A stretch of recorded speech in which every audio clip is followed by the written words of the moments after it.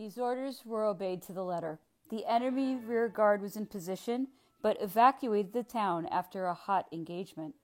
My brother entered Vyazma in hot haste with some sharpshooters. The town was already on fire in several places. He saw Cossacks set light to inflammable material, some of which he discovered in various quarters where fire broke out later. Before the last Cossacks had to flee, he set our troops to subdue the fire. Everyone worked his hardest, and some houses were saved, together with supplies of grain, flour, and brandy. At first everything was saved from pillage, but that did not last long. It was ascertained from particulars supplied by some of the inhabitants who had stayed in their houses that complete arrangements had been made by a detachment of Cossack rear guard long before our arrival, and that the place had been set on fire as soon as we came in sight. Everyone was taken aback, the emperor as well as his men. Though he affected to turn this novel method of warfare into a matter for ridicule, he often spoke to us jokingly about what he called a people who burned their houses to prevent our sleeping in them for a night.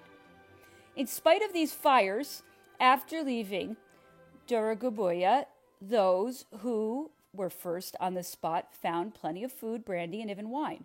The horrible spectacle of this dreadful destruction was therefore less staggering to men who found something to put in their stomachs, not to mention their knapsacks and canteens. There had been such desperate want and privation, such exhaustion, and Russia had appeared at first such a forbidding country that for most men the belly had become the sole barometer of feeling, belief, and judgment. In Poland, everything had been lacking. At Vitebsk, by dint of infinite pain and care, we had fared meagerly. At Smolensk, by searching the countryside, we had found standing crops, grain, flour, cattle, and even forage, but no brandy or wine. After Dorogobuya was in flames, but the shops and cellars were well stocked, even to the point of luxury. The houses were soon found to contain hiding places where abundance of everything was discovered. The soldiers pillaged, nor could this be stopped, since there was no issue of rations, nor, as we were marching without transports and living from hand to mouth, could there be any such distribution. Most of the men fared well, even very well. It was the officers alone who sometimes suffered privation, for they did not enter houses until after the ransacking, and so could not share in the plunder. Thus the general or senior officer would be eating a piece of black bread at some soldier's campfire where fowls were roasting alongside sheep, where ham was sizzling among hundreds of eggs. The luxury, frequency, and size of the houses, all signs showed that a great capital was near. Once again, the soldiers became indefatigable. The King of Naples, who was in command of the advance guard, often covered 10 or a dozen leagues a day. The men were in the saddle from 3 o'clock in the morning until 10 at night. As the sun never sank beneath the horizon, the emperor forgot that the day contained no more than 24 hours. The roads were littered with dead horses, but every day and every moment the emperor flattered himself that he was about to make contact with the enemy. He needed prisoners at any price. They were the only source of information about the Russian army, for spies had become useless from the moment we crossed on Russian soil. The prospect of Siberia or the knout cooled the zeal of the cleverest and most intrepid spy. Besides, it was extremely difficult to penetrate into the country, and even more so into the army. The only information received was by way of Vilna. Nothing came to us direct.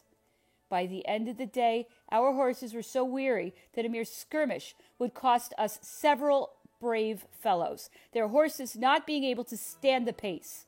When our squadrons were recalled, we saw troopers on foot in the midst of the fray, dragging their horses by the bridle, and others obliged to abandon them altogether and escape on foot.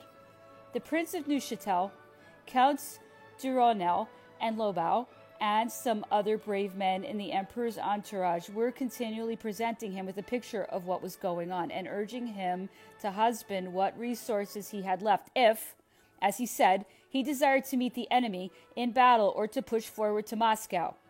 The emperor listened to us, but since he always hoped to have on the morrow what escaped him that day, he was led on and on despite himself, and was forced to cover 12 leagues when he had intended to make only 5.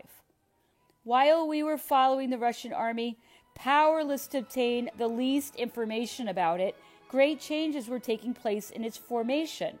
General Kutuzov, who had been summoned to the command in deference to the opinion of the nobles, joined it at Sarajevo between Gat and Vyazma on the 29th, without the Emperor Napoleon being aware of the fact.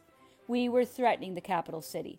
The holy city was burnt down and occupied by the French. We were at the gates of Gat, and the Tsar, who had sent Monsieur Balakov to Vilna, now vouchsafed no answer to overtures.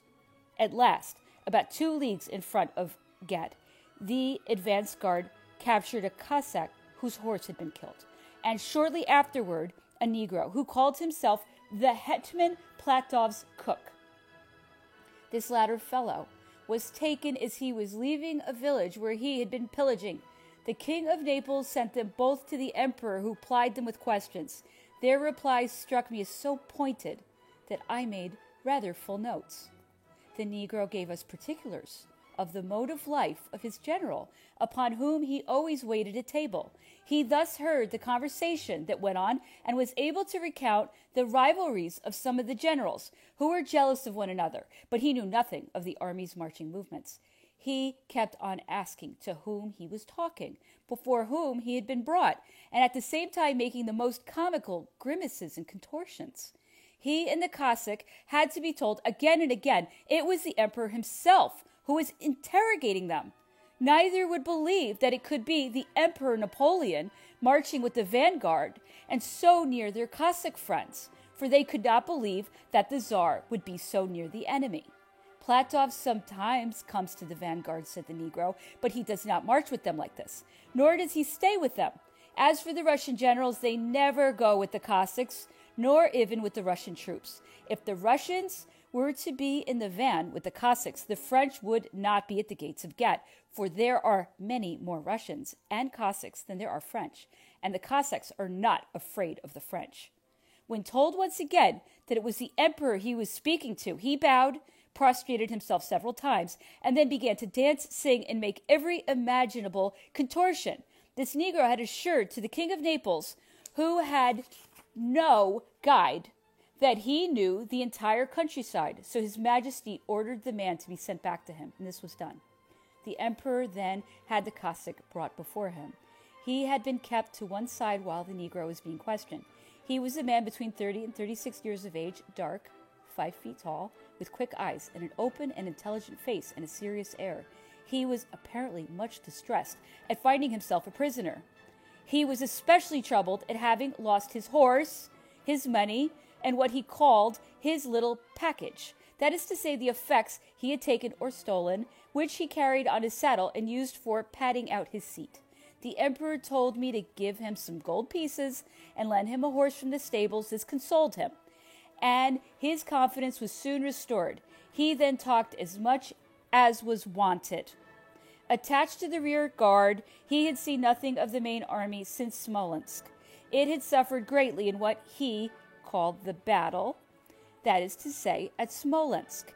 It would fight another battle in front of Moscow. The Russians complained bitterly of Barclay, who they said had prevented them from fighting at Vilna or Smolensk by shutting them up in the town. Kutuzov had reached the army to replace Barclay 2 days previously.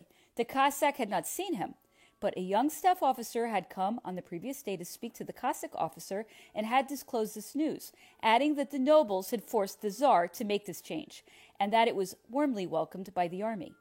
This news, which seemed highly probable to the emperor, afforded him the greatest pleasure, and he repeated it to everyone. Barclay's temporizing nature was wearing him out. This retreat, in which nothing was abandoned, despite the inconceivable activity of the pursuers, gave no hopes of obtaining from such an adversary the result he so much desired. This plan of theirs, the emperor would sometimes remark, will give me Moscow. But a good battle would finish the war sooner and lead us to peace. And that is how we are bound to finish it anyway.